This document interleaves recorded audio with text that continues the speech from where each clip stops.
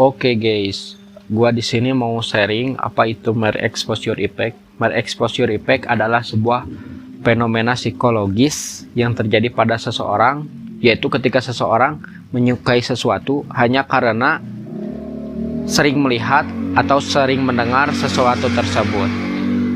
Secara sederhana, mere exposure effect ini ditemukan pertama kali atau dikemukakan pertama kali oleh Robert Meyeng pada tahun 1968.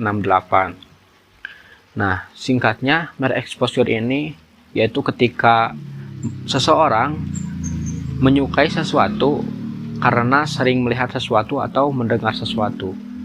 Nah, mere exposure effect ini bisa terjadi di dalam berbagai kehidupan, contohnya musik. Ya, contohnya musik, mendengarkan sesuatu musik yang baru didengar terasa aneh, tetapi jika didengarkan terus-menerus maka akan menjadi suka.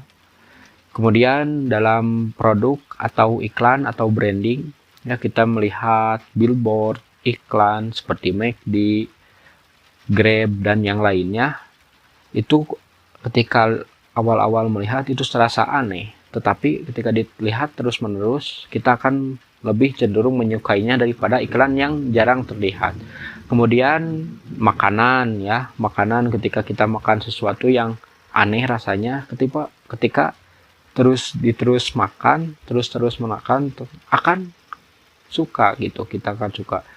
Dan contohnya orang, ya, atau wajah orang ketika di lingkungan kerja atau lingkungan sekolah atau di lingkungan sekitar bertemu dengan orang-orang baru, mungkin untuk pertama kali aneh rasanya, berbeda ya suasananya, tetapi jika terus menerus dilihat, terus menerus bersosialisasi, maka oh cantik juga ya, oh ganteng juga ya. Nah, itu dari efek mere exposure effect.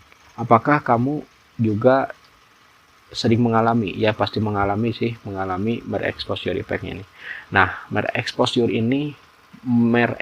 effect ini bisa dimanfaatkan di media sosial, contohnya di TikTok, Instagram atau YouTube, untuk memberikan konsistensi pada pembuatan video. Seperti saya ini terus membuat video, ya untuk pertama kali kalian melihatnya mungkin aneh ya, ada orang yang ngomong gak jelas seperti ini.